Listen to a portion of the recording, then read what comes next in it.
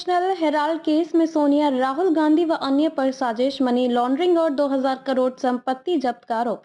Delhi court ने chargesheet संबंधी संज्ञान लेने से किया इनकार। नेशनल हेराल्ड से जुड़े एसोसिएटेड जर्नल्स लिमिटेड और यंग इंडियन की वित्तीय लेन देनों का लेखा प्रवर्तन निदेशालय ने कांग्रेस अध्यक्ष सोनिया गांधी और राहुल गांधी के साथ दिवंगत पार्टी नेताओं मोतीलाल वोरा, ऑस्कर फर्नांडिस, सुमन दुबे, सेम पित्रोदा एवं यंग इंडियन कंपनी पर गंभीर आरोप लगाए हैं कि उन्होंने एजेएल की लगभग 2000 करोड़ से अधिक की संपत्ति को धोखाधड़ी और मनी लॉन्ड्रिंग के जरिए हासिल किया। इस मामले ने आज दिल्ली की विशेष अदालत में ईडी की चार्जशीट पर संज्ञान लेने से इनकार कर दिया, जिससे एक बड़ा मोड़ आया है। क्या है मामला? विस्तृत विवरण। नेशनल हेराल्ड, एजेएल और यंग इंडियन कौन है? नेशनल हेराल्ड एक प्रतिष्ठित अंग्रेजी दैनिक था जिसकी स्थापना 1938 में जवाहरलाल नेहरू ने की थी और यह एसोसिएटेड जर्नल्स लिमिटेड एजेएल द्वारा प्रकाशित था। एजेएल के पास देश भर में कई प्रमुख संपत्तियां और संपत्ति संपन्न भूमि थी जिनका मूल्य 2000 करोड़ से अधिक बताया जा रहा है।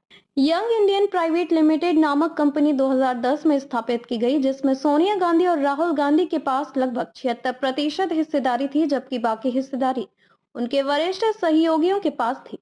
ईडी के आरोप साजिश और संपत्ति अधिग्रहण। मुख्य आरोप धोखाधड़ी और साजिश। धोखाधड़ी और साजिश। ईडी का दावा है कि यंग इंडियन ने एजेएल के करीब 90 करोड़ के ऋण को सिर्फ 50 लाख की देकर पूरी कंपनी और उसकी संपत्तियों पर कब्जा कर लिया, जिसका हकदार एजेएल ही था। 2000 करोड़ मूल्य की संपत्ति। ईडी का आरोप है कि सौदे के जरिए संपत्तियों का असली मूल्य छुपाया गया और उन्हें धोखे से यंग इंडियन द्वारा अधिग्रहित कर लिया गया। Money laundering.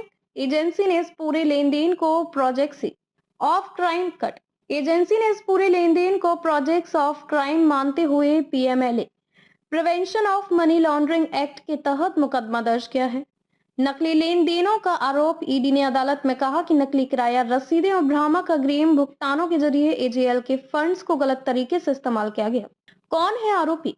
ईडी की चार्जशीट और पुलिस एफआईआर में नामजद किए गए प्रमुख व्यक्ति: सोनिया गांधी, कांग्रेस नेता; राहुल गांधी, पूर्व पार्टी अध्यक्ष; सेम पित्रोदा, पार्टी के अहम सलाहकार; सुमन दुबे, कांग्रेस नेता; मोतीलाल वोरा, दिवंगत पूर्व पार्टी नेता; ऑस्कर फर्नांडिस, दिवंगत पूर्व पार्टी नेता। यंग इंडियन प्राइवेट लिमिटेड आरोपी कंपनी। वर्तमान कानूनी स्थिति। आज की बड़ी अपडेट। दिल्ली कोर्ट ने चार्जशीट पर लिया संज्ञान। आज दिल्ली के विशेष न्यायालय ने ईडी की मनी लॉन्ड्रिंग चार्जशीट पर संज्ञान लेने से इनकार कर दिया, यह कहते हुए कि चार्जशीट एफआईआर आधारित नहीं बल्कि निजी शिकायत पर आधारित है, इसलिए इस समय से स्वीकार नहीं किया जा सकता। अदालत ने कहा कि ऐसी कई तकनीकी और कानूनी चुनौतियां हैं जिन पर आगे विचार होगा। ईडी ने इस फैसले के खिलाफ अपील दर्ज करने का इरादा जताया है।